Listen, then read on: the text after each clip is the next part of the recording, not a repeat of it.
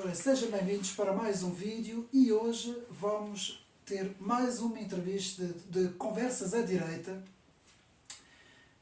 com os nossos habituais convidados, o Miguel Nunes, o Luís Pinto, e hoje temos como convidado Carlos Novaes Gonçalves, licenciado em Gestão pela Universidade Católica Portuguesa, profissional de mercado de capitais e atual presidente da Associação Partido Libertário. Boa tarde. Certo, boa tarde. Obrigado.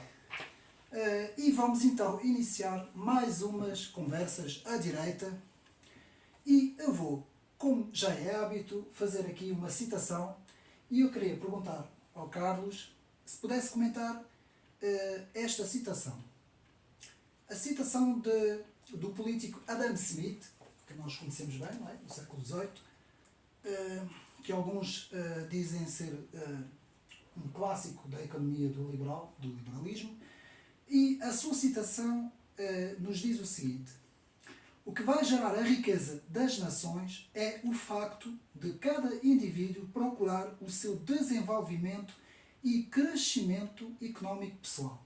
Eu gostava que o Carlos pudesse nos dar comentar. Sim, é um facto que, sim, desde essa altura, o Adam Smith foi importante para dizer isso no momento em que estávamos, enfim, os civilizacionais, para dar uma visão de confiança sobre a capacidade das pessoas procurando os seus interesses pessoais e exercendo, enfim, a sua vontade, o seu livre-arbítrio, que isso não só não é incompatível com o desenvolvimento, como na verdade o desenvolvimento precisa disso. Porque é assim que a criatividade e as ideias novas e a utilização de recursos ao nível micro, não é? No seu bairro, na sua loja, na sua fábrica, perto do sítio onde vive e na altura nas aldeias, seja o que fosse. Que isso permite o desenvolvimento económico. Pronto, e eu acho que ele tem algum papel nesse importante. Não sei se Miguel ou Luís querem comentar alguma coisa sobre... Eu não sou especialista em economia, mas não tenho muito mais a acrescentar. Eu acho que é interessante ver que, no caso do Adam Smith, ele já vem na esteira de uma série de autores que começaram a ser mais individualistas e menos apegados àquilo que era a tradição religiosa, porque até aí todas as análises falavam em benefício coletivo. E o Adam Smith foi dos primeiros a ter a coragem de dizer que não, mas se as pessoas forem auto-interessadas, isso acaba por ter um benefício coletivo. Que era algo que não era necessariamente imoral na altura, mas certamente não caía naquilo que era o pensamento padrão. Ele teve essa coragem e a partir daí, como a teoria dele era racional, tinha princípios e tinha conclusões lógicas, permitiu, por ele é considerado o pai da economia, não é? Teve essa ousadia. Queria perguntar ao Carlos se nos pudesse dar assim uma pequena lamireia, digamos assim, sobre a teoria económica, a visão que tem sobre a teoria económica. Sim. Olha, eu sou um adepto da chamada escala austríaca. A escala austríaca é algo que apareceu no final do século XIX em Viena, como muita coisa apareceu em Viena. E até a Primeira Guerra Mundial, no fundo, aquilo era, naquela zona, era dominante. Havia uma rivalidade, não é, entre Viena e Berlim e outras universidades, mas pronto. E a escala austríaca tem um focus na pessoa, e, portanto, vê a economia a partir da pessoa e não através de agregados, não é, como se tornou corrente no século XX. E a escola austríaca, nós podemos dizer que é uma escola liberal, se quisermos usar a palavra liberal, Mas na verdade tem diferenças até algum profundas a nível da maneira como encara a ciência económica. Por exemplo, com a escola de Chicago também é conotada com o liberalismo. Não é? Portanto, há diferenças. A escola austríaca, na verdade, até ao início da primeira até aos anos 30, até era bastante dominante enfim, em termos académicos. Depois, com o aparecimento do fenómeno Keynes, foi submergida como as outras escolas, digamos, até reemergir outra vez nos anos 70, por volta daí. Enfim, mas nessas décadas houve muita produção e foi isso que permitiu nos anos 70 depois reaparecer outra vez. A minha visão de economia parte assim do indivíduo e parte também de uma certa rejeição da utilização da matemática e dos modelos quantitativos para produzir economia, pensamento económico, que é uma coisa que, por exemplo, a Escola de Chicago faz, e vê a economia como um exercício de pessoas que têm objetivos diferentes, têm preferências subjetivas diferentes. Portanto, o primeiro passo, nós cada vez que agimos temos que escolher. Esse é o ponto inicial da economia, ou seja, nós qualquer coisa, por definição nós agimos, não é? Não podemos não agir. Pronto, isto faz parte da maneira de ver da escola austríaca, não é? Nós não podemos não agir, temos que agir. Para agir temos que escolher. Quando escolhemos temos preferências subjetivas, que não são comparáveis com as dos outros. E esse parece uma coisa muito simples, mas depois tem consequências grandes. Sim. Pegando na escola austríaca e pegando agora no nosso contexto, no contexto atual, derivado da questão das tecnologias, sim, acha que houve uma grande modificação em termos na economia com o surgimento das tecnologias e depois fazemos então a transição para as moedas digitais, não é? Sim. Bitcoin, não é? Podemos depois falar nisso. A única razão por que os nossos rendimentos, os nossos salários reais aumentam é porque a economia utiliza mais capital. Não há outra razão. Portanto, nosso rendimento real, o nosso salário real, em termos reais, aquilo que consegue comprar no mês de trabalho é muito maior do que mesmo há 30 anos, porque hoje se utiliza mais capital, porque houve acumulação de capital. Pronto, a tecnologia em si, podemos ver pelas duas razões, ou seja, melhor tecnologia e mais capital. Não é? Mas qualquer tipo de tecnologia, mesmo a nova, precisa de mais capital. Por isso é que as economias vão acumulando capital. Por isso é que não há nada mais destrutivo em termos intelectuais do que atacar a acumulação de capital. Que é uma coisa que nós sabemos que a esquerda faz muitas vezes, às vezes a direita também. Quando aparece qualquer coisa. E, portanto, atacar a acumulação de capital é irracional e anti-civilização, até chega a ser anti-civilização.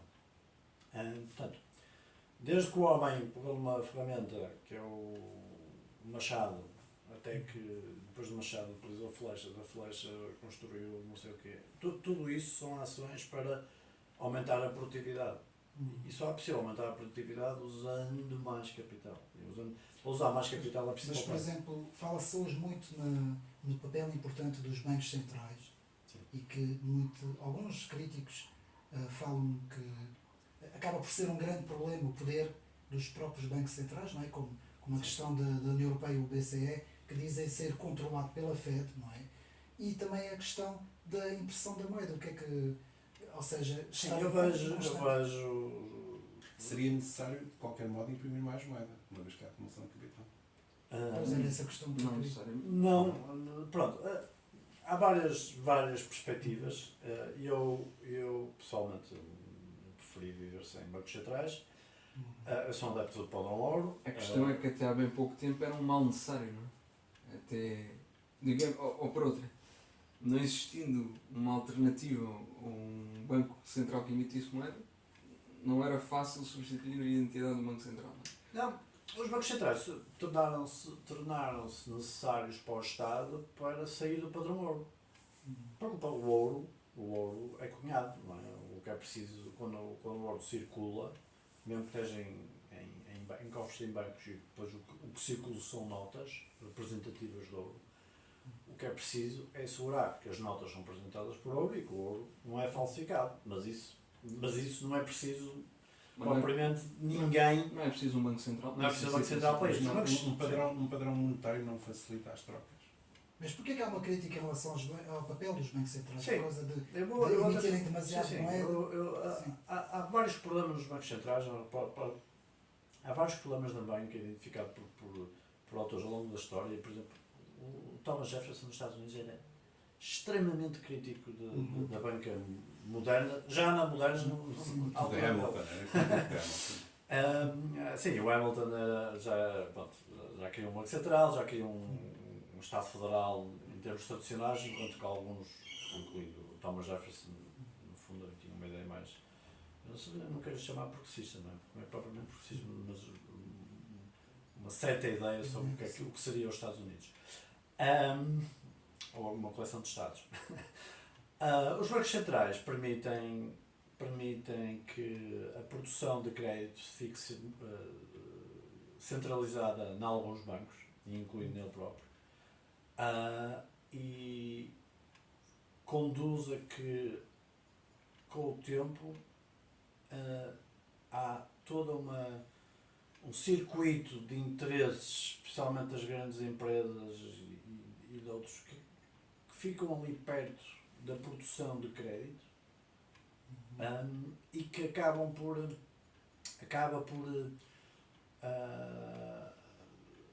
remunerar, há um ganho em estar perto da fonte da criação de crédito, não é? E ainda por cima, quando esse crédito não é concedido com poupança prévia, mas simplesmente por, vamos dizer, fabricação de dinheiro. Ou seja, nós intuitivamente achamos que o crédito deve vir, quando há um crédito a uma empresa, a um particular, que isso implicou a poupança de alguém. Mas na verdade o sistema monetário não é assim que funciona. Agora, vamos dizer que nunca foi, mas agora seguramente não é. Portanto, as novas quantidades de crédito são atribuídas pelos bancos sem que haja poupança, uma transferência de poupança. E há economistas que acham que isso é bem, a escola austríaca acha que isso é mal. Para além disso, para além de favorecer todo um círculo de poder económico à volta da fonte de crédito, para além disso, isto cria os ciclos económicos. Quando nós vemos as grandes crises económicas e dizem que há aqui um problema do capitalismo e é preciso vir aqui o Estado ajudar. Na verdade, a interpretação da escola austríaca é que o problema nasceu, na verdade, na expansão de crédito sem poupança, portanto, e que provoca uma bolha económica, que nós vemos nos últimos estágios, é quando as bolsas estão a fazer novos máximos ou o imobiliário está a fazer novos máximos. Então, os últimos estágios da bolha, normalmente acontece uma coisa curiosa, normalmente quebram-se recordes do edifício mais alto do mundo. Há quem faça análises só com base nisto e é certo, que é um autor austríaco, Marx Fortune. Portanto, ou é o imobiliário ou é qualquer coisa. Normalmente há uma bolha muito expressa, mas na verdade a bolha está pela economia toda. Quando a economia percebe que não há poupança suficiente para tudo aquilo que está instalado, começa a crise. Só que o processo da crise, para os austríacos, é o difícil processo de cura. Portanto, a doença é a bolha. Na verdade, a crise é o processo de cura. E isto é um discurso que ninguém faz, obviamente. E ainda por cima, é quando aparece a crise que vem as teses mais marxistas e a esquerda mais intervencionistas, keynesianas. Pronto, agora bem, é preciso o Estado para vir salvar isto porque o capitalismo não funciona. Portanto, isto é tão mau para o capitalismo que tem que ser apontado. Infelizmente, praticamente só as escolas que apontam. Agora, Carlos, só para interromper, em Portugal, tu dirias que as faculdades, na sua maioria, estão dominadas pelo pensamento keynesiano. Sim. há alguma que... Pronto, não há nenhuma que seja austríaca, mas há alguma que seja monetarista, a Escola de Chicago, minimamente? Dizem que a Universidade Nova que... Não. A Susana Peralta? Dizem um bocadinho mais autores. A Peralta sabe quem é esses autores, como académica, não acho que dá a menção aos autores. Portanto, há alguns economistas de esquerda e keynesianos que têm, pelo menos a abertura, pelo menos não esconderem na gaveta. Pronto, é só isso que eu estou a dizer. Porque, enfim, quanto melhor académico é, mesmo que a pessoa tenha uma ideia muito cerrada, normalmente isso a pessoa sabe que tem o dever de falar das outras coisas. Portanto, eu até acho que depende da qualidade do académico. Se ele for muito bom académico, pelo menos permite, não é? Permite que seja designado. Não sei se querem dar uma palavra, Luís, em relação a, por exemplo, em relação ao Instituto Terzeiro, não é? A visão em termos de economia seria então uma visão mais conservadora, certo? Uma visão mais... não sei se querem ter alguma palavra sobre... Bom, a ideia de se ter escolhido a figura de Dom João II como a figura central do Instituto era que se poderia percepcionar o posicionamento económico de Dom João II como, utilizando a linguagem seria um pouco mais liberal. Não é? Embora é discutível se isso é mesmo verdade ou não, e claro, é discutível se faz sentido aplicar um termo contemporâneo a uma era diferente, em que o pensamento económico não estava também desenvolvido desta forma. Mas tem algumas características que hoje seriam consideradas liberais. Mas essa, parece-me a mim, é uma das missões do Instituto, precisamente, trabalhar um pensamento económico que seja conservador. Acho que nos anos 80, com Thatcher e com Reagan, começou-se a perceber que podia haver, e houve na prática, não é? Uma adoção dos princípios liberais económicos como um princípio conservador, e foi aplicado com sucesso nos anos 80, embora se calhar mais a escola de Milton Friedman e não tanto a escola austríaca, não é? Que nunca foi mainstream, e continua a não ser mainstream. Sim, pelo menos no Reagan, ele chegou quase, porque o Ron Paul esteve envolvido, chegou quase a fazer uma comissão para estudar a introdução do ouro. Claro que não conseguiu levar aquilo para a frente, não é? Convinha explicar também para os nossos amigos também que nos estão a ver a diferença entre, porque aqui em Portugal faz-se muita confusão também, e na Europa, entre o que é que significa um liberal nos Estados Unidos e o que é que significa um liberal na Europa. Isso é a diferença. O Carlos falou há pouco do Thomas Jefferson e ao liberalismo americano e o liberalismo continental. Exatamente. Se calhar o Thomas Jefferson, entre os pais fundadores, seria um dos que teria uma maior influência continental e tentou trazer essa influência continental para a Constituição. Vocês sabem que na nossa política aqui em Portugal muita gente faz confusão. Mesmo pessoas ligadas à política fazem confusão entre um liberal americano e visto aqui no continente. Mas eu acho que o termo, a acessão do termo, a conotação do termo é muito diferente. Porque nos Estados Unidos liberal não tem nada a ver com a economia, tem a ver com uma visão de valores. Exatamente, de valores é isso que eu quero que tu nos se é uma visão permissiva ou se é uma visão restritiva. O conservador é restritivo, o liberal é permissivo. Enquanto na Europa, o liberal tem uma conotação quase completamente económica.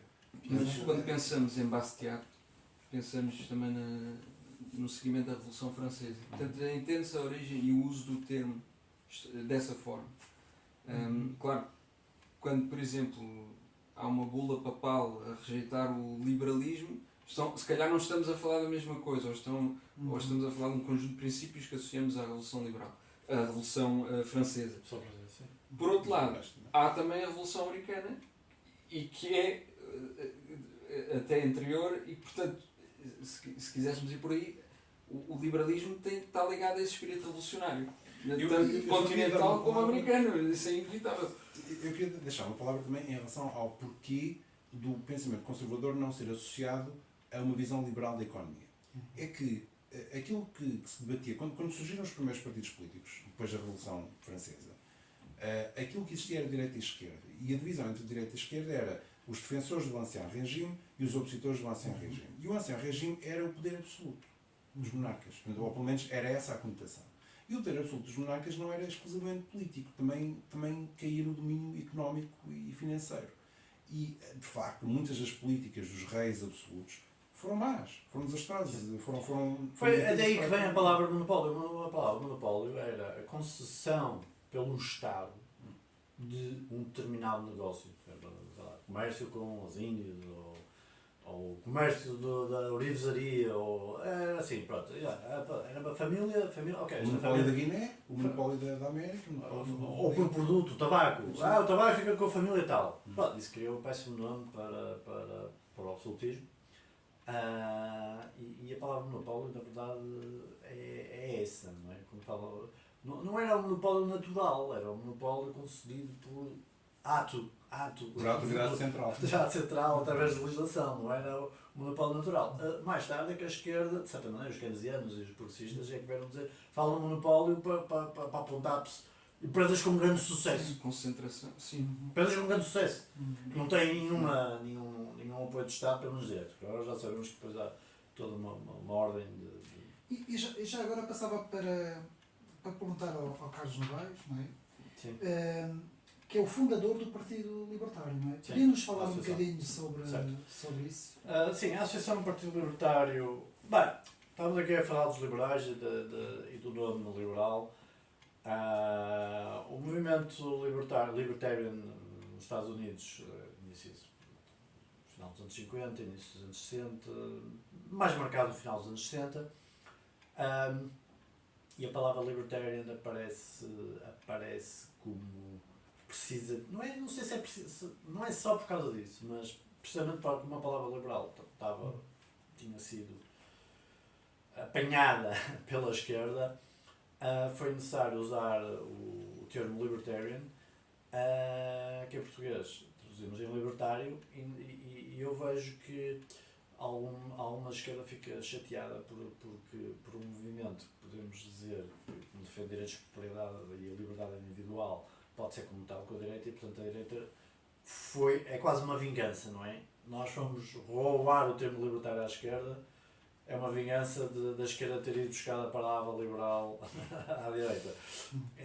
Portanto, já não desaparece porque é muito difícil. Aparecem alguns libertários de esquerda. Eu até acho que se pode dizer que há uma esquerda libertária. Muito rara, raríssima. Mas aqui em Portugal só o Partido Libertário... Sim. Não, eu só estou a dizer que podemos... Algumas pessoas podemos dizer que há uma esquerda libertária aqui e acolá. Até se falou do LIVRE como um partido libertário de esquerda. Sim. Não cantar a internacional. Não se vê. Eu mais depressa apontaria a Joana Amaral Dias como esquerda liberal do que o LIVRE, muito mais. Em vários aspectos, muitos aspectos. Mas agora vamos falar dos libertários, não é? Sim. Portanto, aparece no final dos anos 60 e, portanto, é uma escalada da filosofia, da filosofia dos direitos negativos, não é? E, portanto, isto resumindo, nós defendemos a vida, a liberdade e a propriedade, aqueles três termos. Só que não é apenas um livro de liberdade e propriedade como assim, nós também defendemos, os sociais-democratas também defendem, a CDS é como defender a liberdade, não é? Todos, até o Partido Comunista diz que defende a liberdade, não é?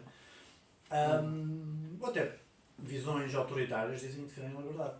Algumas delas até, eu gosto de ver o argumento, posso não concordar. Há algum pensamento reacionário que eu gosto, consegue me esmiuçar de tal maneira os conceitos que se calhar também defende que a liberdade humana precisa de autoridade para... Pronto, nós estamos a falar em filosofia. Nos libertários são muito direitos, não é? Muito simples, não é? Nós temos a vida, a liberdade e a propriedade. Nós defendemos os direitos negativos, que é, nós temos direito a não ter, a que ninguém exerça violência sobre nós, sobre o nosso livre-arbítrio, sobre os nossos direitos de propriedade, muito menos sobre a vida, não é? Isso parece uma coisa simples, mas depois tem consequências muito grandes, porque a própria existência dos impostos pode ser posta em causa, porque aquilo que é natural é o direito civil e o direito penal, não é? É muito direito, não é? Não roubarás, não matarás. No direito civil são os contratos, não é? A propriedade transmite-se, é isso que está no direito civil, mesmo nos códigos, não é? Que é codificado, não é? A realidade política, nós podemos dizer que faz parte da natureza humana ou não. Nada na realidade política, incluindo a Constituição, é um contrato civil. Nada. Nós podemos dizer que a política é a ausência de direito civil, porque se fosse direito civil, estava no direito civil. Portanto, todo o conceito representa o parlamentarismo, a democracia, mesmo, isso pode ser filosoficamente comparado com os direitos negativos, não é? Em que é que o funcionamento dentro de uma ordem constitucional tem a ver com o direito civil. Estou a ser muito filosófico, não é? Sim. Estou a ser muito filosófico. Mas como é que surgiu essa ideia aqui em Portugal? Na prática, o movimento libertário nos Estados Unidos tornou-se mais ou menos podemos chamar, um movimento radical pelos direitos negativos, que é para ser muito direito. No meio de contextos, no meio dos anos 60 e 70, no meio de Vietnã e coisas desse género, nos quais pelo menos parte dos autores até foram contra a guerra do Vietnã, isso leva-nos para outra área de debate, se calhar podemos falar aqui mais à frente.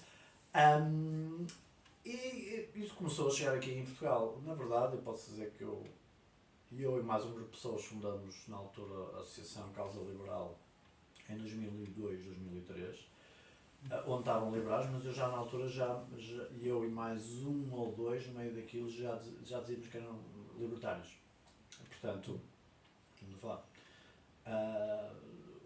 Nos anos 90, ao final dos anos 90, houve um instituto muito importante, que é o Mises Instituto, e depois também um site mais de notícias e de coisas mais diretas, que se chama leorockwell.com.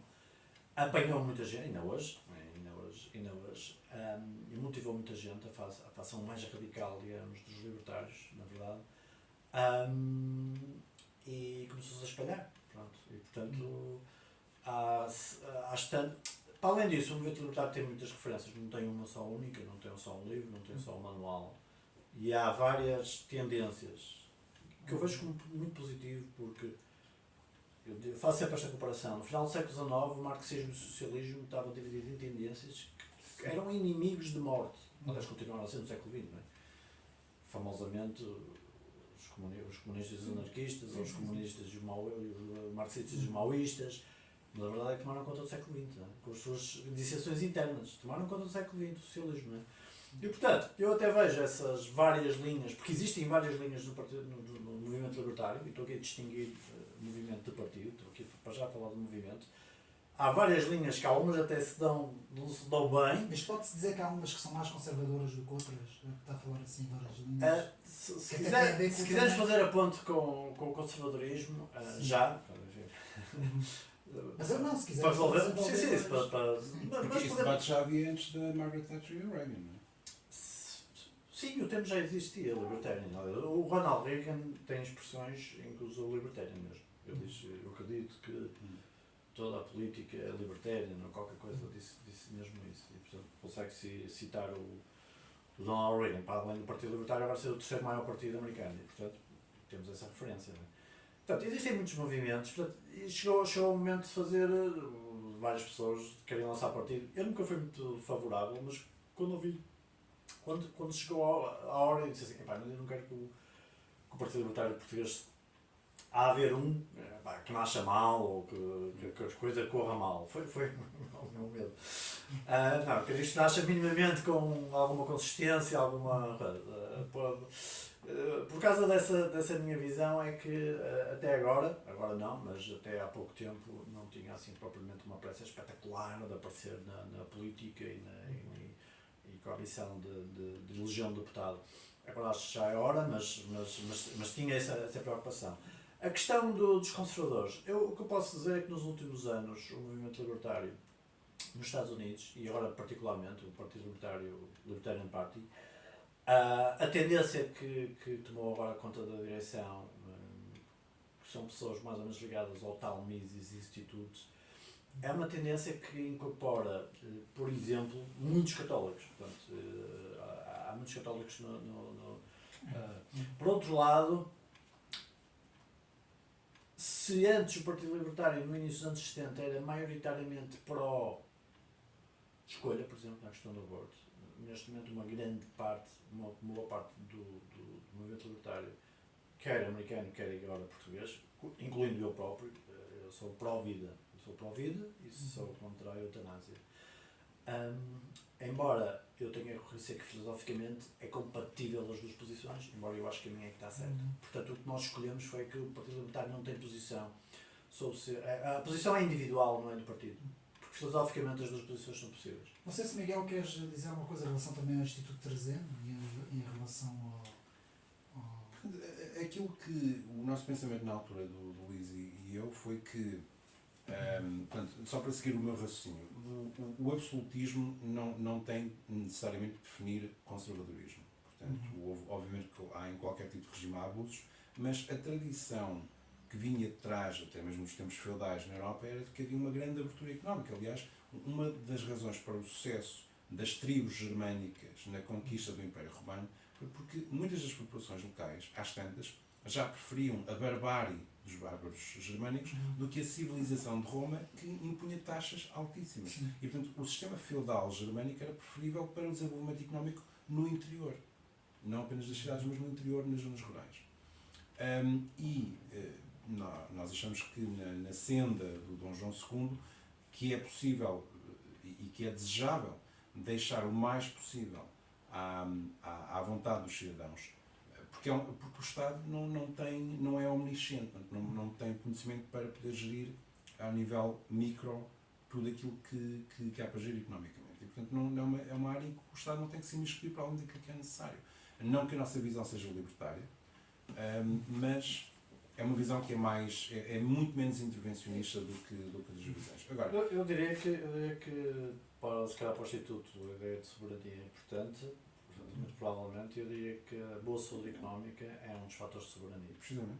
Enquanto que no passado não foi assim, acho que alguma direita resvalou e deixou alguns países maus-estados. Quanto mais endividado o Estado, mais dependente do exterior. Seja porque não desenvolve, seja por razão for, o Estado fica mais fraco, não é? Uma economia fraca dá um Estado mais fraco, mesmo que o Estado seja conservador ou soberanista e hiper-soberanista, coisa do género. Portanto, um Estado que uma comunidade que quer ser soberana tem que ter uma boa saúde económica. O convite que nós fizemos ao Carlos para ser um dos fundadores do Instituto tinha várias razões de ser. Não apenas porque a nossa visão na economia era não intervencionista, mas também porque os libertários prezam a soberania e prezam uma visão realista também das relações internacionais. Queria que me falasse um pouco também no prezar também em relação a alguns valores da tradição católica, não é? Sim, Podes-nos dar uma palavra? ia precisamente comentar isso e ia só dizer uma coisa antes, que é, há muitos autores também, o Instituto é claramente, pretende posicionar-se num pensamento conservador, e muitos autores identificam o habeas corpus, o conceito de habeas corpus, como sendo a gênese do pensamento conservador, não é? Porque com a Revolução Francesa abandonou-se essa lógica do habeas corpus da ideia dos direitos negativos, não é? E de restringir o mínimo possível a atividade humana, não é? Reduzir o Estado às suas funções régias. Porque com a Revolução Francesa estendeu-se o Estado a todas as áreas e controlou-se tudo de forma propositada. Agora, claro que os revolucionários faziam a mesma acusação em relação à Igreja, não é? E diziam a mesma coisa que essa... Porque eu sou monárquico também e acho que muitos libertários também o são. Chegam lá por outras vias, digamos assim. E a ideia é que, por exemplo, nós acreditamos que Portugal tem uma gênese sobrenatural, não é? Que as monarquias têm uma gênese sobrenatural e que vem de Deus, não é? E a Igreja apoia-se também nisso, nessa questão da hierarquia. Portanto, agora é inegável que muitos autores da escola austríaca, como o Murray Rothbard, identificam a chamada escola proto-austríaca, a escola de Salamanca, até de Coimbra, não é? e de Évora, onde estavam vários académicos, vários teólogos também, que pensavam também em assuntos económicos e na linha daquilo que depois viria a ser a doutrina social da Igreja, e Chesterton e esses autores. Agora, há também um pensamento económico da Igreja e que, em alguns pontos, coincide com o pensamento libertário, outros pontos não coincide. A coincidência... Os libertários querem querem acima de tudo, para já, vem todos os direitos humanos nascem em direitos de propriedade. E isso visto assim. E os direitos de propriedade em si, podemos dizer que é uma coisa conservadora, ou natural, não é? Há uma ideia de ordem natural dos direitos de Acho que não há propriedade. nenhum. Os direitos de propriedade, Pois é, direitos de propriedade honestos, não é? Direitos de propriedade. Contratual, não é? Depois isto vai às questões do contrato social e essas Mas coisas todas que foi no século XVIII, não é? Mas há, Sim, há uma parte da direita sim. que não se apoia nisso. Não é? Aí está, há uma parte da direita que rejeita até a ideia da propriedade Sim. privada, que há uma coisa acima disso que é sei lá, a nação, ou Sim. que é uma forma de Eu acho que coletivismo. o pior, à a direita. nação não é problema, o problema é o Estado, não é? Porque a ideia de nação é uma ideia cultural, a ideia de Estado há uma estrutura de poder para. E portanto, as comunidades não servem para servir o Estado serve para servir a nação. A nação como comunidade. As funções régias E o problema é que houve precisamente durante o século XX, mas vamos ver, perfeitamente compreensível se formos enquadrados pelo período comunista e marxista, é que às tantas o Estado era um fim em si mesmo. Não é? A autoridade do Estado Ou seja, era o homem que servia ao Estado e não o Estado que servia ao homem. No fascismo era tudo o Estado, não era nada fora do Estado. O Estado era o fim, o último de toda essa ideologia. E claramente, uma coisa é que há muitos pensadores dessa linha fascista que rejeitam simultaneamente o comunismo e o liberalismo, em todos os níveis, qualquer tipo de liberalismo. Não é? Tem uma alergia grande a qualquer tipo de pensamento liberal. Mas o fascismo não é um pensamento conservador. Se pensarmos bem, é um pensamento de direita, mas não é conservador. Se começamos a esmiuçar. Mas era aqui uma questão muito interessante, é que fala-se muito agora, e vamos entrar na questão da moeda digital, que era isso que eu queria falar com o Carlos, que eu já sei que o Carlos é um pouco especialista nessas áreas, não é? No Bitcoin. Eu queria que nos tentasse como introdução, porque agora fala-se muito na implementação de uma moeda digital, inclusive na União Europeia fala sobre Isso é para evitar e fugir. Portanto, acho que todos os conservadores e libertários têm várias coisas são mas se obviamente acontecer aliados. uma situação dessas, acha que muda completamente o panorama mundial em termos Eu acho que económicos? as moedas digitais emitidas por bancos centrais é para fugir mesmo, porque passam a poder controlar ainda mais aquilo que Mas já sabe o que é que a controlam. Christine Lagarde está a falar? Claro, nisso? é isso que eu estou a dizer. Portanto, eu para já sou cético que consigam sequer implementar o projeto, para ser franco. Pronto, mas lá, posso ser surpreendido. E se o fizerem, seria péssima notícia, porque é como as coisas digitais, das vacinas e essas coisas, seja lá o que for. Tudo que é ID eletrónico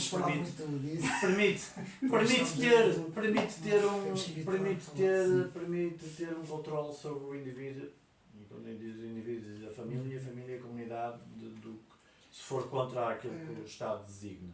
Pode-nos falar um bocadinho do Bitcoin, que eu confesso que do que me diz Eu acho que a melhor maneira de ver o Bitcoin Bitcoin é um padrão ouro digital. É assim, o ouro, como é um recurso escasso, por ano só se consegue produzir, nunca se conseguiu produzir mais de 2 ou 3% da quantidade que já existe.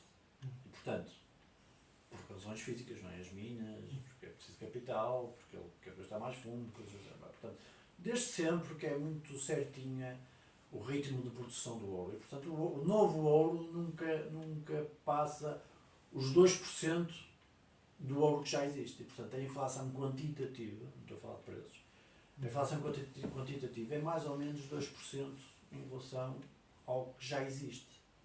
Portanto, o ritmo de inflação quantitativa é 2% ao ano. É a razão porque o ouro foi naturalmente escolhido pela civilização. Pode não ter sido por desenho, mas foi ao longo dos séculos, desde cedo, para além das características físicas da cor e de ser divisível, a sua escassez fez com que, a partir de talvez 700 anos antes de Cristo, começassem a aparecer as primeiras moedas. Na Grécia, na Líbia, coisas desse género. E portanto passou a ser uma moeda universal. No final, a partir do século XVII, XVIII, XIX, com a banca moderna, os bancos perceberam que podiam fazer a tal expansão, substituíram o ouro, que obviamente tinha que estar guardado nos bancos, por notas, e essas notas a representar ouro, e foi assim que os bancos começaram a conseguir dar crédito sem que houvesse poupança, ou seja, os bancos começaram a dar crédito sem que as pessoas depositassem mais ouro Apareceu a chamada o número fictício, não é? Começou a aparecer o. sim, Ao virtual, aparece digamos moeda, assim. há mais Virtual. moeda a circular do que aquilo que as pessoas pensam que ele representa. Pronto, isto tem muita coisa a dizer sobre o assunto, mas o Bitcoin, sendo digital, a estrutura que tem é que toda a gente tem a certeza absoluta que a partir de determinado momento não vai haver mais Bitcoins em circulação. Portanto, neste momento a inflação do Bitcoin já está próxima do ouro e vai decrescer até não haver mais Bitcoins novos. Vai haver os que já há. Para além disso, por ser digital, há uma vantagem sobre o ouro, é que é muito fácil de transmitir. Portanto, eu posso transferir daqui para alguém que está no Brasil, ou para a Argentina, que está neste momento com inflações de 100% ao ano, e essa pessoa recebe os bitcoins e consegue guardá-los sem precisar de um banco. Isto é uma. Sim, sim. Conceptualmente é uma revolução enorme. Ligação à internet. Desde que tenha ligação à internet, claro. Mas mesmo assim há mesh, redes mesh e não sei o quê. Pá, já há coisas sempre satélites. Mas em teoria, aliás, alguém pode controlar isso? Estendo isso numa rede, alguém pode controlar isso, não é? não, pronto. O Bitcoin, eu acho que não interessa aqui entrar nos pormenores técnicos, Sim. mas o que interessa é toda a comunidade.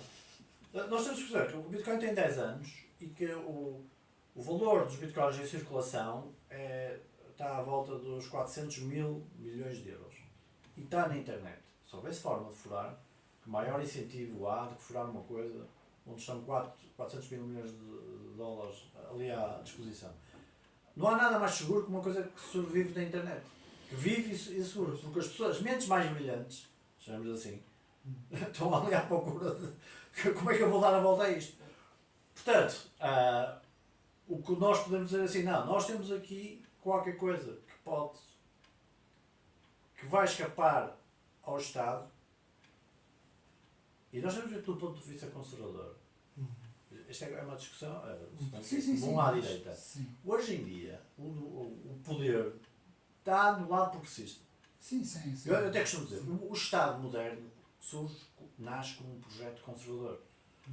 Não, o Estado moderno, fala das coisas, Bismarck. define. Sim, mesmo acabando o absolutismo, no fundo o Estado moderno é as pessoas conservadoras querem conservar as coisas, não vai andando, nós somos conservadores e portanto, sei lá, as escolas têm que fazer isto, têm que fazer aquilo. Foi muito bonito, só que depois, no século XX, como era inevitável, o mundo progressista tomou conta da máquina. Mas eu acho Portanto, a máquina é um interesse. Mas acho que há aqui uma O questão. poder da máquina é um interesse progressista. Mas acho que há aqui a questão das chamadas Big Tech, que neste momento são elas que estão a controlar o Estado. Ou seja, nós tínhamos ao contrário, que eram os Estados que controlavam. Isso também, mas E nós temos agora as Big Techs. estamos Estão a ter claro, um claro, importantíssimo. as grandes empresas e Pois. Mas lá fazem está. parte da mesma É? estrutura, não é? E O poder, E ao falar-se da implementação da moeda digital, o problema é se essa implementação, eu estou a ver que ela não vai vir dos Estados, ela vai vir das Big Techs. Não, Tem que dizer que é um problema. Mas o Mas é que Bitcoin não é controlado pelas Mas Não, não pessoas. haverá Se um fosse- meio deles fazerem se fosse- isso. Não. Não O que tem acontecido é que as Big Techs tentam emitir elas próprias uma moeda própria, mas não há Bitcoin. Pois é Qualquer. isso, cara. Têm tentado dar aqui Não, experiências eles aqui podem, e lá, mas não têm completamente. mas depois a credibilidade que elas O raciocínio que eu ia fazer é assim, hoje em dia são as pessoas e a direita que têm interesse em tirar poder ao Estado, à centralização do Estado. Porque ele foi captado, acabou, já não foge. Só é preciso acontecer qualquer coisa no mundo, se calhar muito má, que é para as coisas acontecerem mais, as pessoas tornam-se conservadoras naturalmente, não é? Mas está a haver uma Eu acho- vantagem em termos de mentalidades. Eu também acho que há interesse em os conservadores perceberem que um Estado, vamos dizer, os argumentos que os libertários põem para o Estado ser pequeno favorece os conservadores. Porquê? É o Estado grande, com o Estado social e com a Segurança Social que torna... A Segurança Social antes sempre foram os filhos, ter filhos. Ter filhos, nós tínhamos filhos para ter... Eu quero chegar à velhice tentando estar incapacitado de ter 5 filhos a cuidar de mim. Porque eu ter um é perigoso, não é? Para um ele pode morrer, o outro pode me criaturar. E ter 5 ou 6 filhos sempre foi a Segurança Social. O Estado substituiu. Os idosos são independentes dos jovens, os jovens são independentes dos idosos. O Estado mete, o Estado dá tudo. Pois é. Dá tudo, tira tudo. Portanto, é uma máquina. O Estado moderno é uma máquina de torcidar qualquer coisa conservadora. Portanto, a única maneira que temos de voltar à linha é tornar o Estado mais pequeno, em todos os aspectos. E por isso que o Bitcoin é importante, dá-nos uma esperança de haver alguma coisa. O Estado não manipula a seu favor, e quando dizemos Estado, é a máquina. Sim, eu sei que na visão libertariana, existe muita questão da questão de olhar para o Estado. Não estou a dizer que o Estado é o grande papá, um grande inimigo. Mas nas análises que eu tenho feito ultimamente, mas nas análises que eu tenho feito ultimamente, eu vejo mais uma elite financeira que é uma elite privada, é uma elite que está na esfera do privado, que não está na esfera, mas que tem um poder tão grande que consegue controlar a elite financeira que sempre existiu ao longo dos séculos e é apontada. A elite financeira que sempre existiu ao longo dos séculos, desde que existe banca, a razão principal. Os grandes financeiros foram sempre eles. A questão nos Estados Unidos da criação da Federal Reserve foram eles. A razão principal é precisamente o controle da capacidade de dar crédito. Quando os bancos deixaram de ter que convencer aforradores e passaram a poder expandir o crédito sem estar dependentes dos aforradores, isso concedeu-lhes imenso poder. Por isso é que houve várias famílias ao longo da Idade Média, ainda mesmo na Idade Média, que se tornaram imensamente poderosas, por muito boas razões algumas e por outras más, porque só eles. Aliás, a banca, até determinado momento, sempre foi um bocadinho secretiva, porque ao longo.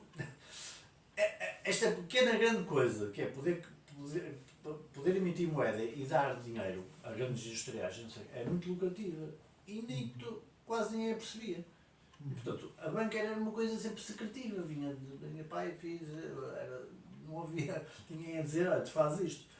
Só no século XX começou a tornar-se. Os libertários tiveram, mas os libertários, até a partir dos anos 60, 70, começaram a apontar esta coisa de produzir moeda, dos bancos poderem produzir moeda.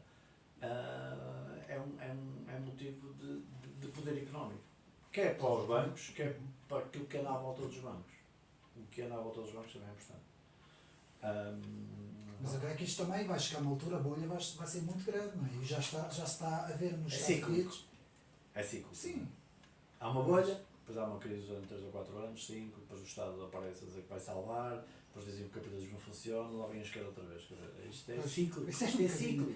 O que se passa em Portugal é um bocadinho isso, não é? Também. E os bancos, o problema é assim, nós fazemos, os bancos centrais são os culpados e depois aparecem como os salvadores.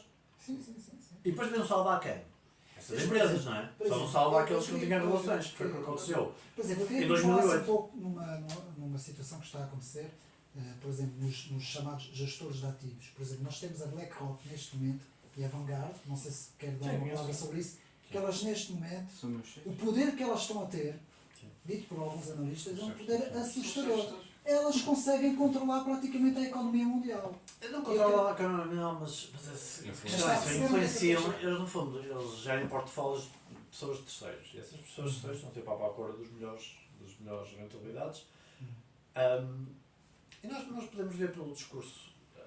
Por exemplo, a questão em França das reformas, desculpe lá estar a interromper, quem estuda mais para trás, ou seja, mais para perceber o porquê do presidente francês ter feito isso, isto é praticamente entregar as coisas a esses gestores de ativos para depois as pessoas serem obrigadas a recorrer ao privado. Estão a perceber onde é que eu quero chegar? E eu faço uma certa crítica a isto. É por isso que a razão, por isso é que se diz que o Emmanuel Macron vendeu a França. A razão porque eu acho o Padamogo muito importante e o Bitcoin pode vir a fazer a diferença é que as pessoas antes, quando queriam poupar, não precisavam estar dependentes dos produtos financeiros. Limitavam-se a ter ouro, a acumular ouro ao longo dos anos, que era as libras, e não, hoje se fazem as libras, dá-se à família, aos sobrinhos.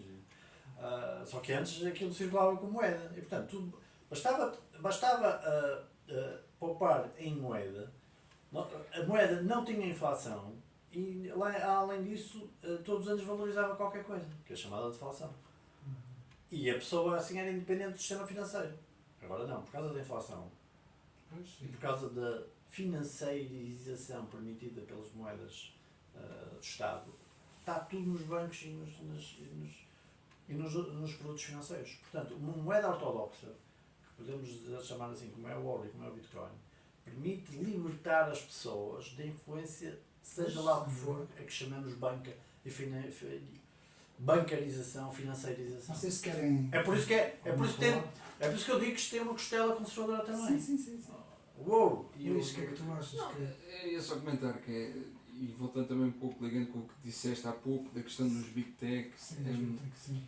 em todas as eras há quando falamos, os libertários falam do Estado, às vezes não precisamos definir muito bem o Estado. O Estado, ao longo dos tempos, é uma estrutura apoiada por outras infraestruturas, não é? Como dizia também o Marx e com a análise que ele fez. Que me parece mais ou menos correta, que é, em cada era há um conjunto de estruturas políticas, culturais, económicas, financeiras, de que ordem forem, militares, que apoiam o organismo do Estado ou que compõem o organismo do Estado. E hoje uma dessas componentes parece ser as Big Tech. Eu não sei se o meu diagnóstico está certo ou não, mas eu creio que na parte liberal, ao tentarem libertar-se do Estado ao longo da história, não é? Principalmente no século XIX e século XX, os liberais, agora estou a falar dos liberais, sem querer, sem eles se aperceberem, porque isto foi uma coisa que aconteceu, acabaram por criar um super-Estado. Ao invés de ser os Estados que nós conhecemos das próprias nações, estão a perceber, acabaram por criar algo acima deles, que eles não previram. Não sei se, Miguel, estás a seguir o meu raciocínio. Mas sem eles perceberem. esses fenómenos acontecem, não é? Pois, Os é que agora temos uns grandes financiadores que acabam por ser um super-Estado mundial, que é pior do que os próprios Estados. Mas esse tipo de fenómeno não seria um problema, e aqui enfim, vou fazer um argumento intervencionista, se a legislação que já é tida para outras áreas da economia, antimonopolista e anticartel, também funcionasse a nível da banca. Por exemplo, nos Estados Unidos já aconteceu no passado, eles pegarem em grandes instituições bancárias e subdividi-las. Por necessidade de haver competição no mercado. Se não houver concorrência no mercado, o mercado não funciona. Então, Na questão das Big Tech há muito pouco concorrência, não é? Praticamente mas aí há uma desculpa. Mas que é pode ser desculpa da tecnologia. natural, não é? É desculpa da tecnologia. Agora, na banca não há desculpa para todos os grupos financeiros serem consolidados numa só autoridade. Pois. É aí que está o problema. E supostamente E entidades sempre como a as União pessoas, Europeia, entidades como a União Europeia eram supostos saber esse propósito. Os pequenos países não conseguem, nós é que vamos quebrar os monopólios.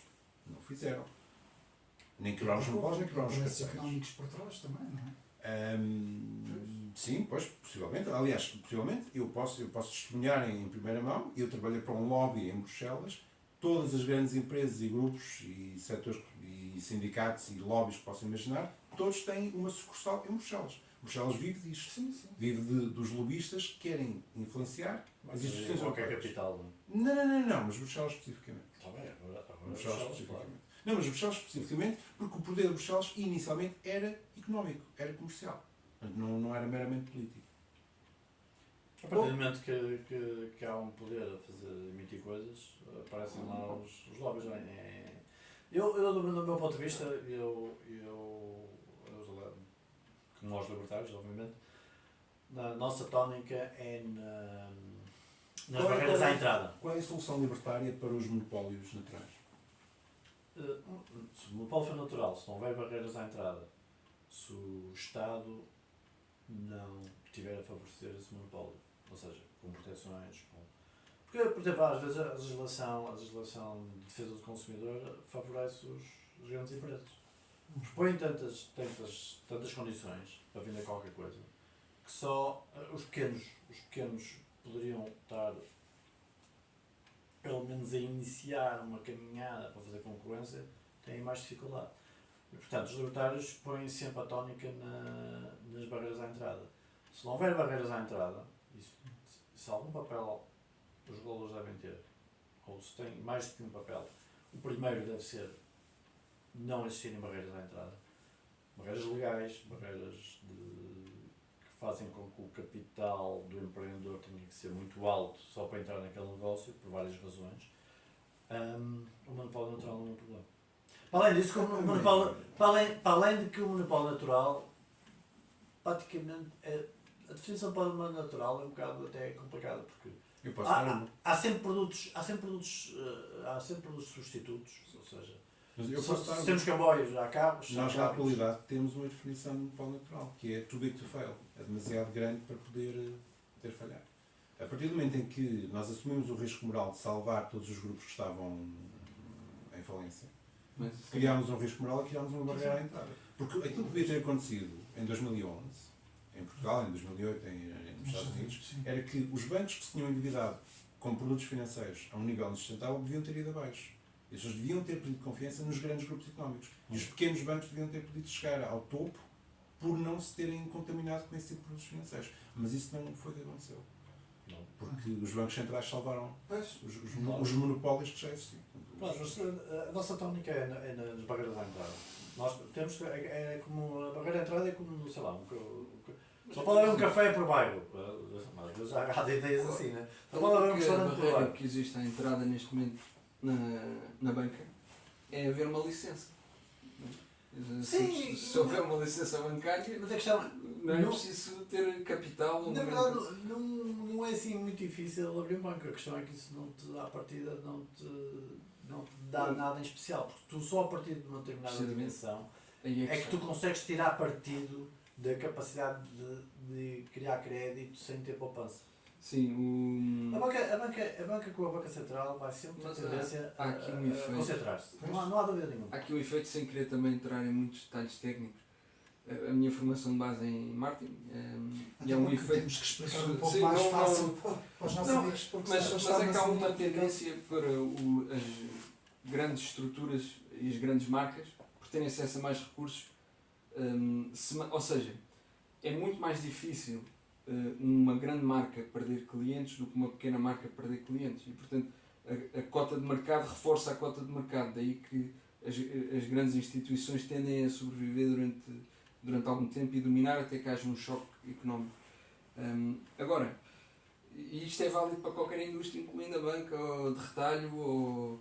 Claro que depois estamos a falar de outras estruturas, como quando falamos da BlackRock ou de outras estruturas financeiras ou fundos de investimento, que não são visíveis para o consumidor final, em que a marca tem pouco impacto, e são estruturas que sobrevivem porque se compõem ou fazem parte de outras estruturas, não é? A BlackRock e a Vanguard têm cotas uma da outra e têm cotas. Quer dizer, e é difícil até nós decompormos e analisarmos, estudarmos quem é que é dono do quê, não é? E portanto compõem uma grande estrutura gigantesca que depois tem ligações também aos Estados. A minha mensagem é que os bancos centrais favorecem os grandes bancos e a sua permanência. Pronto. E enquanto que no padrão ouro o que existia de vez em quando iam bancos à falência, e bem. Mas este fenómeno Porque não as pessoas é sempre- possível de acontecer com o As padrão. pessoas sempre foram desconfiadas dos bancos. Sempre desconfiadas. Mas não é só dos bancos. Antigamente, todos os empregos, todas as empresas, as iniciativas do setor privado dependiam da reputação da marca e da família que geria aquilo. Exatamente. Se a reputação fosse má, as pessoas não investiam lá o dinheiro. Hoje em dia, como não há ninguém, não há uma família, não há uma pessoa, as marcas não significam nada, são marcas avulsas, são marcas neutrais, a reputação não pode estar imputada a nada, portanto não há responsabilização por nada. Em 2008, 2011, durante a crise, Quem pagou foi o Lehman Brothers, aquele banco. sim, mas porque especificamente o Lehman Brothers quando os outros tinham que Porque ele não era. Mas há aqui Toda a gente sabe, ele não era conotado. Ele não fazia. Eu agora não estou a lembrar do nome do Lehman Brothers. Mas ele era daqueles que tinha vindo de baixo e não era conotado lá Pois não estava no... na massa da Eu vinha ia e coisa do perguntar- género. Portanto, era um tipo que veio fora do sistema. Portanto, quando é que ele teve que cair, caiu mesmo. Enquanto que os outros não, não é? Eu ia perguntar então ao Carlos, não é? O que é que pensa do atual momento económico, principalmente do país? Para onde é que vamos, não é? O que é que acha? O que é que deve acontecer? Com tudo o que temos estado a ver, não é? Pois também vou- O principal problema de Portugal, acho que todos vemos que é a estagnação. Não há crescimento económico. As pessoas quase que se esquecem o quanto é bom até para a psicologia das pessoas o crescimento económico. quando há crescimento económico, as coisas na nossa vida correm bem. Sei lá, se não estou aqui, Poder de compra. vou trabalhar para ali. Não é isso, é dinâmica a economia. Se não tenho Ah, emprego sim, aqui, sim, sim. posso mudar para ali, mudo de casa, o empresário aposta no negócio, aquilo em média corre bem, e as pessoas quase que espiritualmente estão Não, melhor. o que é estranho é um aumento da burocratização também. Sim, mas pronto, mas o diagnóstico é nós não temos crescimento económico, não é? E portanto isso obviamente que tem que ser. Tem Mas que também ser... é por causa disso também, a parte. Também não há, o crescimento económico não acontece porque não há condições Não, claro, para que ele claro, aconteça. claro. Sim, sim. Portanto, esse é um problema gravíssimo cultural. Porque aparece a cultura, não é? Pois, Eu acho que no final os países são mais ou menos desenvolvidos. Não é que eu acho que o objetivo final da nossa vida é ser o país mais desenvolvido claro. ou crescer mais que os outros, não é? Porque não é isso o objetivo, o nosso objetivo humano. Mas a verdade é que se as Mas, pessoas por exemplo, deixadas com alguma liberdade económica, Nós, por esse exemplo, desenvolvimento aparece. quando o Passos Coelho esteve na governação, não é? Sim. Com o PSD, o que é que achou que se estávamos a ir para uma direção que se tivessem deixado um pouco, não é? De ter mais tempo, digamos assim, não é? Sim, acho que tinha porque- sido possível. Acho que tinha sido possível crescer mais do que estamos agora, porque independentemente das diferenças, tinha Mas havido, é a tinha mentalidade- havido redução do Estado, de funcionários públicos, de uma série de coisas, de medidas de racionalização que se fizeram e que se tivessem mantido, acho que provavelmente agora estávamos noutra altura, mas as coisas são o que são. As coisas são o que são. Infelizmente, eu acho que o Passos Coelho teve um momento revolucionário na mão que não aproveitou. Também herdou Porque também uma houve- situação complicada. Não, ele houve um momento. Não, um momento revolucionário, que ela apareceu outra vez, de certeza. Sim. Aparece porque as pessoas tiveram mesmo medo da falência do Estado e não receber os funcionários públicos, medo de não receberem o próximo salário. Houve aí, houve assim. Teria sido bom. Nesse momento, Do outro lado era bom. foi isso que permitiu deixar cair o BES, foi a melhor coisa que aconteceu em Portugal. O BES e a PT foi a melhor coisa que aconteceu. Infelizmente não foi para o resto, não é? Infelizmente não foi para o resto. Infelizmente, mas por acaso eu vi que a coisa não ia correr tão bem como eu achava. Agora, pronto, estamos a ter uma crise horrível, mas ao menos que isto se faça. Quando falou em privatizar a RTP e os condes do PSD se puseram ali à volta e já não deixaram verdadeira, pronto, já está aqui a máquina. Já está aqui. Mas eu acho que posso explicar isso. Havia, em qualquer governo, e qualquer governante tem que equilibrar aquilo que é a utilidade técnica com aquilo que é a possibilidade política. E eu acho que no caso de Passos Coelho lhe disseram, nós podemos ir até um certo limite, a partir desse limite nós podemos ir, mas depois não ganhamos as próximas eleições.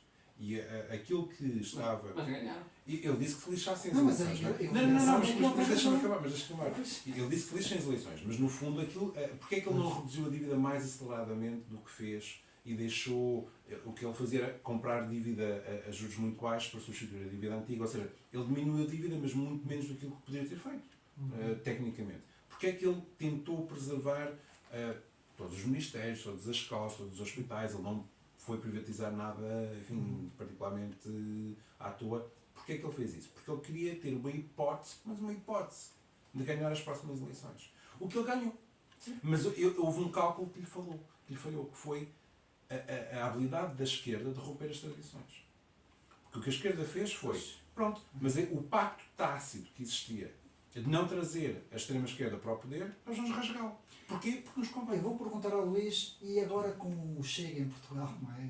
Que está a ser falado, que é o partido que está a ser falado, no momento, não é? Porque temos que, independentemente que eles digam que é uma oposição populista e seja como for, não é? Mas neste momento é o partido que se fala, não é? Que é o único partido que cresce, é o partido que está a fazer, é o único partido que faz a oposição, não é? Sim, Não estando aqui a defender... Lourenço, tens um viés anti-iniciativa liberal. Não, mas eu Anti-livre. queria que me falassem um pouco, e depois também vou perguntar ao Carlos, em relação ao Carlos, o que é que acha também em termos de política económica do próprio partido, do próprio Chega. Era uma curiosidade que eu gostava que Eu acho que o Chega é um Mas partido. não sei se o Luís quer falar primeiro. Eu como estou fora do Chega, se calhar posso falar com quem está de Não, fora, não é? mas Eu, da forma. estamos só a analisar, Claro, claro, sim. evidente. O Chega é um partido de protesto Sim. e personalizado em alguém que faz política e sabe fazer política para o momento. Portanto, eu não acho que se possa propriamente sequer identificar uma política económica no caso do Chega, embora acho que, como todos os partidos têm tendências, acho que há uma tendência, vamos chamar mais liberal, até acho que começou mais assim. Com o tempo, acho que o mais certo, o mais provável é que se identifique com a direita tradicional, digamos, na parte económica. Há um certo equilíbrio, umas coisas sim, outras coisas não, e às vezes, se calhar, de vez em quando, demasiado não. Acho que é o previsível. Eu não vejo o Chega a fazer reformas radicais como fez o Passos. Sim, exatamente. Não vejo. Embora a política até possa, claramente é difícil ser menos liberal. Mas, por exemplo, em do que relação agora. à iniciativa liberal, não sei se vocês querem... Em relação à iniciativa Sim. liberal. Nós temos visto na prática que o Chega não tem tomado posições assim tão liberais no plano económico. Nas posições onde toma, onde vota, corrijam-me se estiver errado. Ao nível fiscal, sim. A nível fiscal há sempre a A opção nível pela fiscal, redução da quando carga se falou fiscal. da questão Sim. do IRS, Agora, quando estamos a falar de grandes companhias de bandeira, aí a questão da TAP, pronto, que essa- não é exclusiva, mas é paradigmática. Aí há uma opção do partido em não partir para soluções particularmente radicais.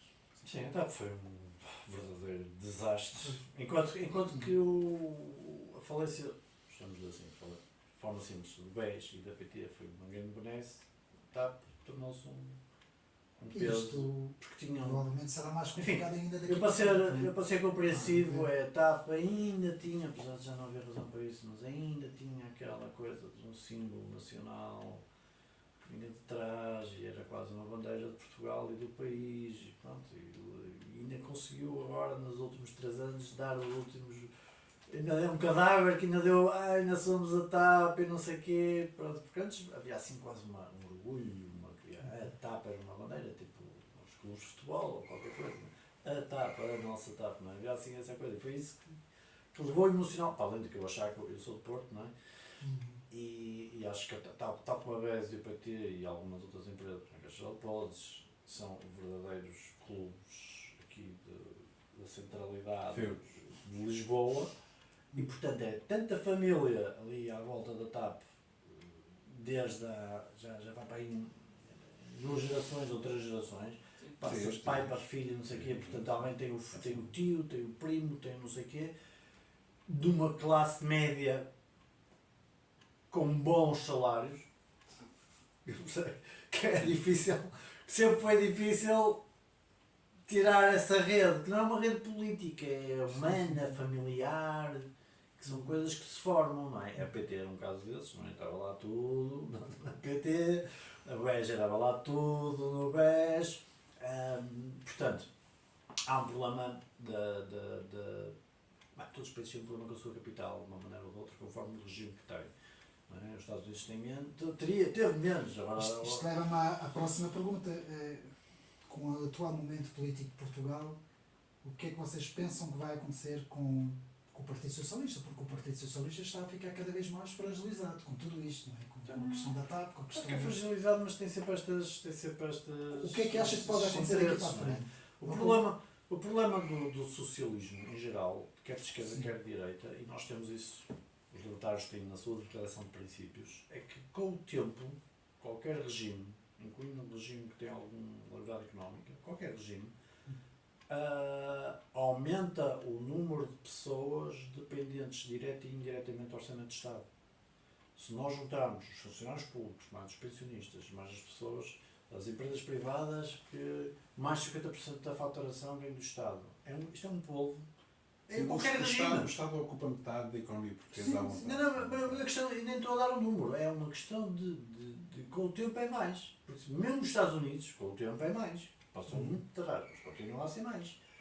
Portanto, é um povo dependência direta ou indireta do Orçamento de Estado, e o Orçamento de E Estado por passa a ser uma causa do PS. disputa, e portanto, ele é dominado por quem tem mais jeito para a máquina, não é? E quem tem uma ideologia da máquina é os democratas nos Estados Unidos, ou o PS aqui em Portugal, muito claramente, não é? Não quer dizer que os outros partidos não tenham também têm, não é? Mas eu concordo com o Carlos, eu já Não, tinha, eu eu já acho tinha, que já tinha feito essa análise da outra vez. Para mim, o partido que corre mais risco neste momento é o PSD, não o PS. Porque o PS vai ter sempre clientelas garantidas. Mesmo que o país vá à falência. Repara na vantagem que o PS tem. O PS tem a vantagem de poder dizer que clientelas é que nós vamos salvar. Podemos nós salvar a todas. Mas nós é que escolhemos. Eu acho que o PSD tem hipótese quando, porque como tem muitos funcionários públicos que são sociais-democratas, mas não é por causa disso, é quando a própria máquina, como aconteceu em 2008, tem medo que a falência seja tão grande que diz assim, não, nós precisamos dar aqui a alguém pôr isto na máquina, senão a nossa máquina desaparece mesmo. Coisas de género, não é? Foi assim que o Passos Coelho... Mas isso é meio dito. Foi por isso que o Passos Coelho teve a oportunidade dele. Ele podia ter precisado muito mais naquele momento, ainda mais, podia ter feito coisas mesmo agressivas, porque chegaram a falar nelas, chegaram-se a falar nelas, e foi a própria máquina do PSD que travou. Mas há aqui... Portanto, eu olho para Passos Coelho, naquele momento eu via coisas, eu lembro por acaso na internet, desculpa, estou agora a fazer recordações da minha presença nas redes sociais durante o Passos Coelho. Eu dizia, deixem o Passos Coelho ser Passos Coelho. Sim. Porque é uma fase também no tempo do Reagan, não é? Let Reagan be Reagan. Quer eu, quer algumas pessoas. Eu lembro que eu e o João Miranda, estamos a falar de pessoas do Twitter, e poucos mais, durante aqueles anos, andamos sempre a fazer a defesa do fascismo no seu costela mais radical. Sim. O gasparismo, talvez. O Gaspar.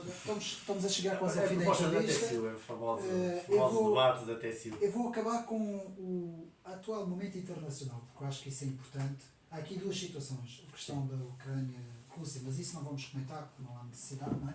Mas há aqui a questão que eu queria que o Carlos também falasse, porque como é que vê esse novo ressurgir, não é ressurgir, esse novo surgir desse BRIC, não é? Que é o que agora se fala muito, não é? Ou seja, do polo económico, político, mas económico, estar neste momento a passar para os países asiáticos, digamos assim, e também a questão do dólar, porque o dólar já há quem praticamente está a prever a morte do dólar. Nunca é muito fácil mudar de moeda. Sim, até porque não é nada que a Nova fácil. Iorque continua a ser... Fácil porque qualquer país, mesmo o Lula, que dizia, eu quero usar outra moeda, mas eles começam a exportar, ter superávites, e começam a precisar de ter 10, 20, 30, 50 bilhões de dólares. Mas acha que vou pôr isto nos bancos chineses, ou nos bancos indianos, ou no banco não sei o quê. Mas acha que daqui a 10, 20 passam anos... 2 ou 3 vezes, não é? Daqui a 10, 20 anos poderá... Não, eu acho que há um momento real. Há um momento real para o mundo ocidental neste momento. Não é? O mundo ocidental tem um problema à frente. Tem um desafio à frente. Portanto, o Trump, eu lembro perfeitamente do Trump em 2015, ainda antes de 2016, dizer eu só sei uma coisa, não se deve juntar a Rússia à China. Pronto, juntaram. E portanto, juntou-se a Rússia à China, por acaso também vem todos os outros países que estão fartos de aturar eu chamo-lhe o menino birrento, com a mania que tem os valores mais elevados do mundo, que é o Ocidente, tornou-se um menino chato recreio, que já ninguém atura. E o problema é que o Ocidente tem menos de 15% hoje em dia. E o resto da população é 85%. Insiste também nessa visão hiper-wokeista, não é? Digamos assim, essa Sim, claro, é um menino irritante, é um menino irritante que já ninguém atura, é o que eu chamo. Sim. Nós até podemos dizer, muitas vezes injusto. Por exemplo, há justo e há o injusto. Sim. Quando as pessoas deixam de aturar, deixam de aturar mesmo as coisas justas e aquilo que de bom tem o Ocidente. Nem as coisas boas está para aturar. Então vai ter que haver uma reviravolta no Ocidente, não é? Terá que haver. Eu acho que podemos estar próximos de uma estalada humilhante. Não sei como, nem aonde, nem sei como é que ela se vai dar. Mas Miguel, tenho mesmo medo disso. Queres dizer qualquer coisa sobre isso? Acrescentar qualquer coisa? Sim, não discordo da análise do Carlos. Não sei se há grande coisa que eu possa acrescentar. Não sei, Luís, tu ias dizer alguma coisa? Não, eu acho que vai. Acham que é o fim anunciado do dólar? Ou será mais Não, difícil? esse movimento está a ser feito, portanto o dólar já é Vai menos. acontecer. O dólar já conta menos do que contava há 20 anos atrás, Sim, não é? sim. E nós quando vemos a impensável a Arábia Saudita Não, sem dúvida nenhuma, sem dúvida. seguir um caminho. Quer dizer, isso é um moedas- sinal de alarme. As moedas de reserva acompanham sempre o crescimento e a queda dos impérios, não é? Se o Império Americano cair, é provável. Porque a questão é que É inevitável. o que é que salva uma moeda? É a fiabilidade. Nós também já tínhamos falado disto com o professor Sousa Lara. É a fiabilidade dessa moeda. O dólar, a partir do momento em que deixa de ter o monopólio do petróleo, das trocas de petróleo, é um problema. E outro problema é que os Estados Unidos deixam de ter credibilidade. Deixam de ter credibilidade para já porque têm uma dívida absolutamente gigantesca que as pessoas começam a perguntar como é que vai ser paga. E depois porque eles ameaçaram a estabilidade do sistema financeiro internacional ao irem tentar confiscar as reservas de moeda ocidental que a Rússia tinha no Ocidente. Exatamente. Sim, isso é completo perder de cabeça das Sim, elites a Rússia ocidentais. era um membro do G8 e ainda é um membro do G20. Se eles fazem isto a um membro do G20, o que é que eles não farão aos países mais pequenos?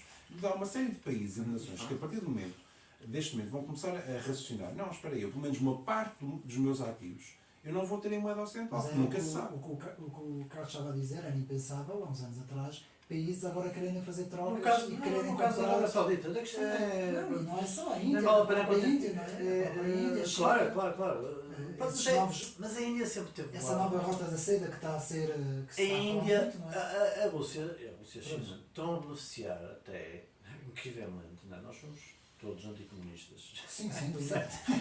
E antissoviéticos, não é? Mas é incrível que neste momento, o tal atitude perante o Ocidente, que é uma linha irritante, a Rússia consegue ir buscar o prestígio, por bem ou mal, durante o período anticolonial e por várias maneiras, na sua maneira de ver, esses países tiveram o apoio dos russos.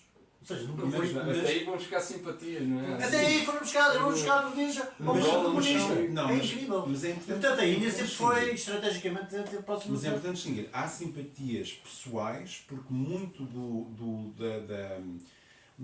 da tecnocracia e da burocracia Elite desses russa países.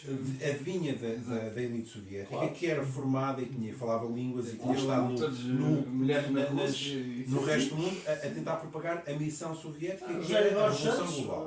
Pronto. José Eduardo Santos. Mas aquilo que perdura são esses laços pessoais, mas não ideológicos. E aqui há uma grande reformulação internacional, que é importantíssima. Porque aquilo que acontece é que. O Dugin explica bem essa questão. Não, mas é que já desde o tempo do Lenin que o Moscou tinha tido que formular uma teoria que justificasse porque é que nós vamos intervir a favor de movimentos que são tribais e que são machistas e que são patriarcais e que são capitalistas e Tanto nacionalistas. que nunca houve comunismo em África. Precisamente. Como é que nós justificamos isso? E a teoria do Lenin é a teoria da libertação nacional. Os países têm que passar pelo nacionalismo antes de chegarem ao socialismo. Ele estava a ver uma coisa. Mas no fundo diferente, não é? era uma aliança anti-natura. E neste momento essa aliança já não é anti-natura. É natura. E porquê é que é natura? Porque a Rússia não tem uma missão global, não está a tentar explorar uma ideologia. Estes países também já se fartaram da competição entre Ocidente e Oriente, também já não estão interessados numa ideologia ou noutra. Querem apenas progredir autonomamente. E quem é que está a tentar espalhar uma ideologia? Nós. E há mais um ponto, e o Dugin fala muito disto. Não, e o mais engraçado é que a própria África também não está nada a ir resto atrás do que está a passar. não, Que é o mais engraçado. O, Não é? Nós é que somos os marxistas neste momento. Sim, porque- sem dúvida nenhuma. porque o liberalismo é agora totalitário. Pela primeira vez, vê-se sem dúvida Não, sem alguma é dúvida. totalitário. Desde manter pessoas em casa, com tudo o que fazem com as Censuras censuras nas Big sociais. Tech, com patrocínio estatal em todos os países. Sim. Enfim, é toda uma estrutura e que a é narrativa, totalmente e uma totalitária. narrativa intolerante As para quem coisas quer viram-se ao seja contrário.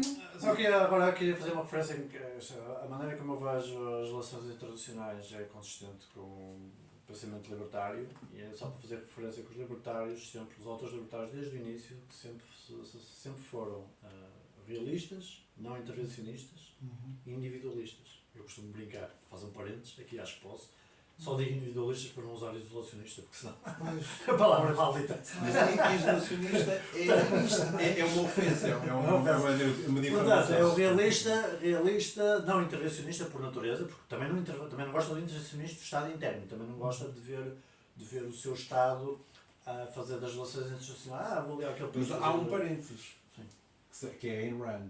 Ayn Rand é Sim, sim. intervencionista. Mas isso é objetivista, pronto. Os objetivistas. É uma das tribos dos. Ela nunca se assumiu como libertária. Um objetivista, tu não podes ser um objetivista que é um libertário. Mas é verdade, eles são responsáveis por uma parte do movimento libertário.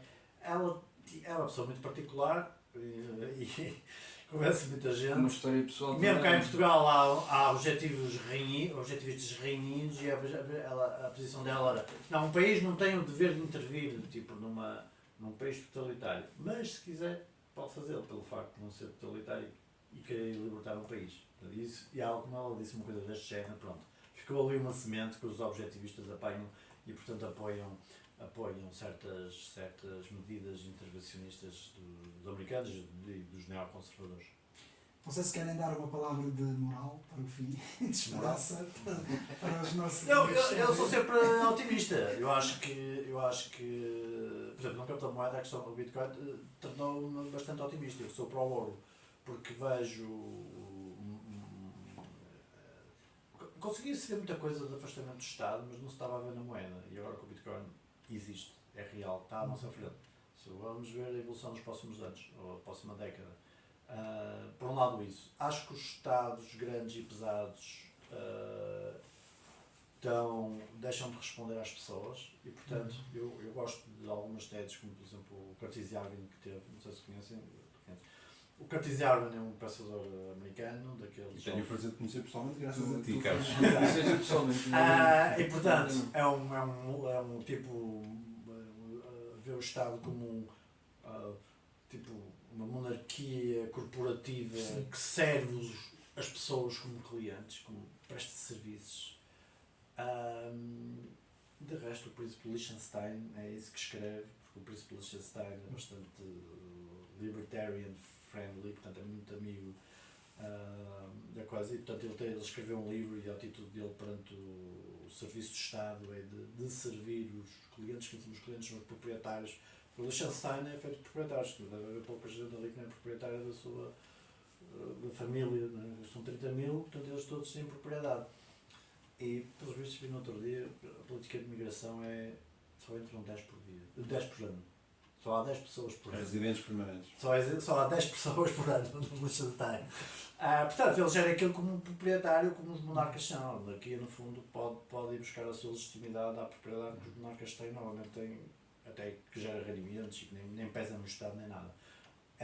Portanto, eu acho que a tecnologia, obviamente, que nos ajuda. Claro que a tecnologia dá mãos ao poder, só que as pessoas hoje em dia têm muita mais facilidade, estão muito menos dependentes, não é? Porque o telemóvel, as aplicações, onde é que está bem, onde é que está mal, a evolução da saúde e da educação, a evolução da educação, da saúde e da educação, como vai permitir a descentralização do serviço, não é? Ou seja, a inteligência artificial, seja por medições em casa com aparelhos. Isso já seria outro vídeo, mas... Claro que sim. Sim. Só o que eu estou a querer dizer, o Estado sempre dominou as populações como a escola, a educação, a comunicação, os correios, É a segurança social os bancos, também, não é? os bancos e a A moeda. questão fiscal da segurança social, isso tudo também. Sim, está bem, mas Sim. se eu não existo, o que é que acontece à escola, à saúde, essas coisas? Como é que tributas Bitcoin? Não é fácil. Pois. Não é fácil apreender, um Estado apreender Bitcoin. Sim, sem dúvida. Sim. Agradeço a vossa participação, já estamos com 1h30. Vocês estarem. Muito obrigado a todos e Obrigado. ficamos para Tá, a muito próxima obrigado. conversa da direita. Obrigado. Obrigado. Já estava com